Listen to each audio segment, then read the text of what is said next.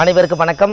பாரம்பரிய திருவள்ளுவர் குலவம்சம் பிரசன்ன ஜோதிடர் சுபமாரிமுத்து திருப்பூரிலிருந்து இந்த பதிவு உங்களுக்காக.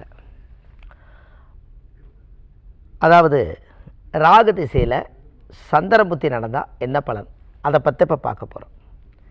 பாருங்கள், ஜாதகத்தில் ராகு திசையில் சந்திரன் புத்தி நடந்தால் மக்களுக்கு நம்ம நிறைய விஷயங்களை உலகத்துக்கு கொடுக்கணும் அல்லவா. அப்போது அந்த ஜாதகத்தில் நம்ம தெரிஞ்சுக்கக்கூடிய நல்ல நல்ல விஷயங்கள் எல்லாம் மக்களுக்கு கரெக்டாக கொண்டு போய் சேர்த்தணும். அப்போ இது ஜாதக ரீதியாக பார்த்திங்கன்னா முன்னோர்கள் இந்த காலத்தில் என்னெல்லாம் செய்து வச்சுருக்காங்களோ அதையெல்லாம் நம்ம சரி பண்ணால் தான் நம்ம வாழ்க்கையில் நம்ம நல்லா இருப்போம்.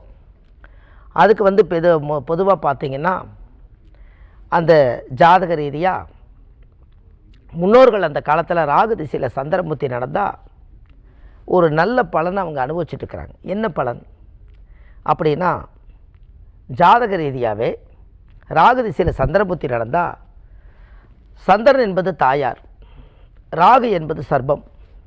இந்த சந்திரனும் ராகும் எங்கே சேர்ந்துருக்குதுன்னு கேட்டால், நாம் யார் ஜாதகத்திலெல்லாம் சந்திரனும் ராகும் சேர்ந்துருக்கோ அவங்க ஒரு கோயிலுக்கு போயிட்டு வந்தாங்கன்னா எல்லா பிரச்சனையும் சால்வ் ஆகும். ராகு திசையில் சந்திரபுத்தி நடந்தால் அவங்க வாழ்க்கையில் நிறையா கஷ்டத்தை அனுபவிப்பாங்க. ஏன்னா ராகு என்பது வறுமை, சந்திரன் என்பது மனோகாரகன். இந்த ராகு சந்திரன் இப்போ ஒரு பாம்பு ஒரு வீட்டுக்குள்ளே இருக்குது, நம்மளும் வீட்டுக்குள்ளே இருக்கிறோம், பயந்து தானே வாழணும். அது மாதிரி ஜாதக கடத்தில் சந்திரனும் ராகம் இருந்தால் பாம்பு நம்மளை மிரட்டிகிட்டே உட்காந்துருக்கும், வளர விடாமல். அப்போ முதல் நம்ம சாட்சிக்கார காலில் விழுகிறதுக்கு பதிலாக சண்டைக்கார காலையே விழுந்துட வேண்டியதான். அப்போ இது எல்லாம் சரி பண்ணுறதுக்கு தான் இந்த சர்ப்ப வழிபாடுன்னு ஒரு பேர் வந்தது. எப்போவுமே சர்ப்ப வழிபாடுங்கிறது என்ன அப்படின்னா, வாழைத்தோட்டம் கோயில் எங்கேயாவது இருக்கும், அந்த கோயிலில் மண் எடுத்து வச்சுருவாங்க. மண்ணை எடுத்து வச்சிட்டாங்கன்னா அந்த மண்ணை எடுத்து நெத்தியில் வச்சா அந்த அந்த புத்துக்கண்ணுடைய மண்ணுக்கு ஒரு பவர் உண்டு. இந்த ஸ்கின் ப்ராப்ளம், அரிப்பு, சிரங்கு, சொறி இதெல்லாம் வரும். இந்த சர்ப்பங்கள் இருந்த இடம் வாழைத்தோட்டம் கோயிலுன்னு ஒரு சக்தி இருக்கும், அந்த இடத்துல இருக்கிற மண் எடுத்து பூசினாங்கன்னா சரியாயிடும். அதனால் சந்திரனும் ராகும் சேரும்போது ஜாதகத்தில் பெரிய யோகம். அது சந்திர கிரகணம்னு ஒன்று வருமா வராதா? ஜாதகத்தில் சந்திர கிரகணம்னு ஒன்று இருக்குது, சூரிய கிரகணம், சந்திர கிரகணம். அதனால தான் சந்திர கிரகணத்தன்னைக்கு யாரும் சாப்பிடாதீங்க. கோயிலெல்லாம் கிரணம் பிடிச்சதுன்னா வீட்டை இழுத்து சாத்திடுவாங்க.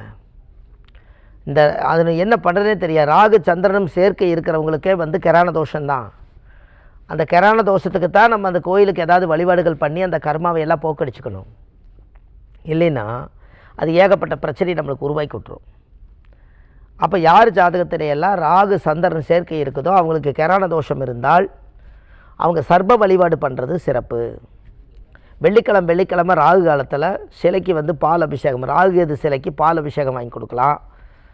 அவங்களுக்கு மஞ்சள், புத்துக்கண்ணுக்கு மஞ்சள் போடலாம். அவங்களுக்கு ஏதாவது சாப்பாடு ஏதாவது கொடுக்குறதா இருந்துச்சுன்னா தயிர் சாதமும் தண்ணி பாட்டில் வாங்கி கொடுக்கலாம். தர்மம் பண்ணுறதா இருந்தால்.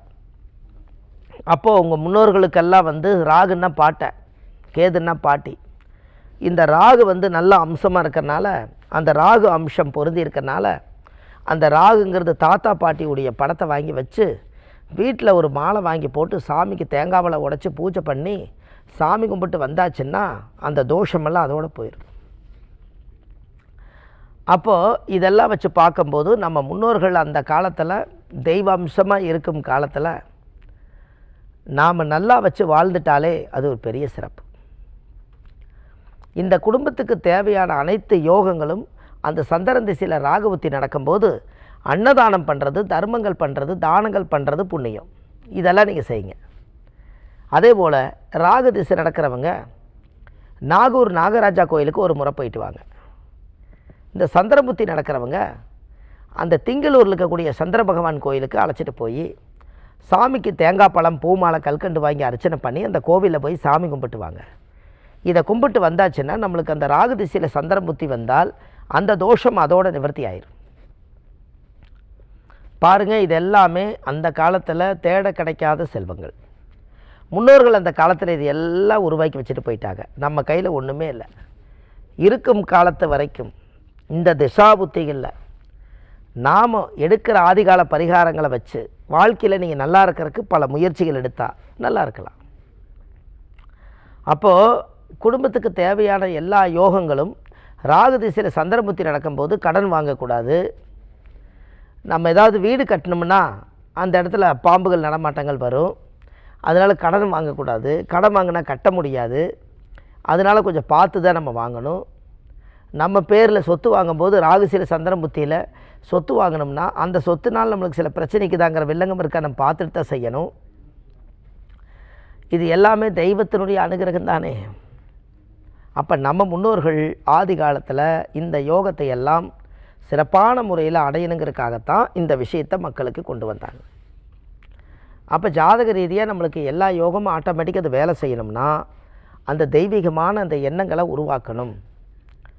அப்போ அதுக்கு வெள்ளிக்கிழமை வீடு வாசல் சுத்தம் பண்ணி குளித்து முழுகிட்டு அந்த சர்ப்ப வழிபாட்டுக்கு அந்த ராகு பகவான் கோயிலுக்கு போயிட்டு வந்தாலோ நம்மளுக்கு நல்லது நடக்கும்.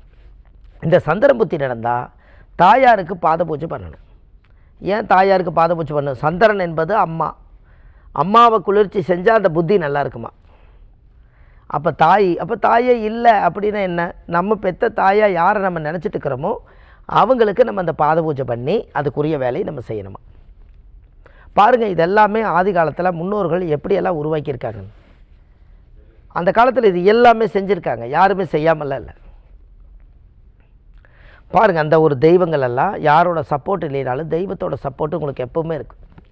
முன்னோர்களுடைய ஆசீர்வாதம் இல்லாமல் எந்த ஜாதகம் வேலை செய்யாது.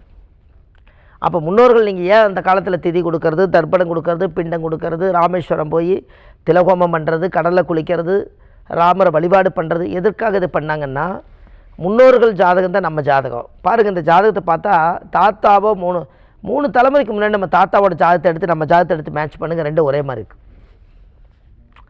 அது கிரக சேர்க்கையை எடுத்து செக் பண்ணி பார்த்தீங்கன்னா தாத்தா எப்படி வாழ்ந்தாரோ அது அப்படியே இதில் இருக்குது. இதெல்லாம் எங்கேருந்து நம்மளுக்கு எடுக்கப்பட்டதோ அங்கேயே கொடுக்கப்பட்டது.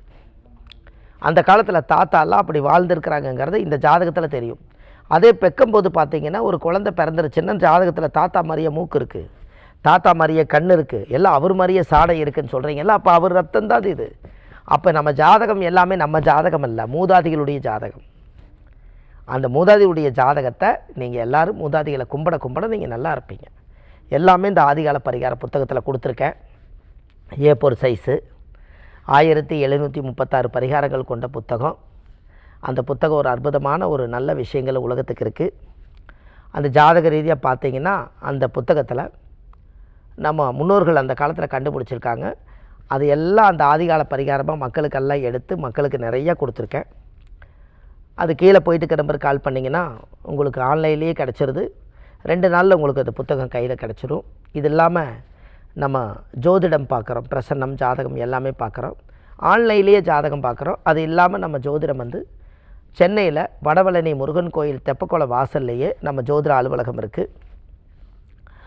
அது சனிக்கிழமை, ஞாயிற்றுக்கிழமை, திங்கக்கிழமை நம்ம ஜோதிடம் பார்க்குறோம். மற்ற தினங்கள் திருப்பூரில் பார்க்குறோம். இது இல்லாமல் வள்ளுவர் வாக்குன்னு நம்ம யூடியூப் சேனல் வச்சுருக்கோம். 1500 ஆதிகால பரிகாரங்கள் அதில் வீடியோவாக கொடுத்துருக்கேன். நீங்கள் உள்ளே போய் பார்த்தீங்கன்னா உங்களுக்கு தேவையானது அத்தனை இருக்கும். இது இல்லாமல் நிறையா கோவில்களுக்கு திருச்செந்தூர், விஸ்வாமித்திர கோயில், மதுரையில் இன்மையில் நன்மை தருவார் கோயில், இந்த கோயில்களெல்லாம் நம்ம கோயிலுக்கு அழைச்சிட்டு போகிறோம். மாதம் பௌர்ணமி அமாவாசைகளுக்கு அழைச்சிட்டு போய் அவங்களுக்கு ஆசீர்வாதம் வாங்கி வச்சு அவங்களுக்கு அபிஷேக பூஜை பண்ணி கொடுக்குறோம். இது எல்லாமே உங்களுக்கு ஜாதக ரீதியாக எல்லா நல்ல விஷயங்களுக்கு செய்கிறோம். இது எல்லாமே பார்த்திங்கன்னா கீழே போயிட்டு இருக்கிற நம்பருக்கு கால் பண்ணிங்கன்னா உங்களுக்கு எல்லா விவரங்களும் கிடைக்கும் என்று சொல்லி, பாரம்பரிய திருவள்ளுவர் குல வம்சம், பிரசன்ன ஜோதிடர் சுபமாரிமுத்து, வாழ்வது ஒரு முறை, வாழ்த்தட்டும் தலைமுறை. நன்றி, வணக்கம்.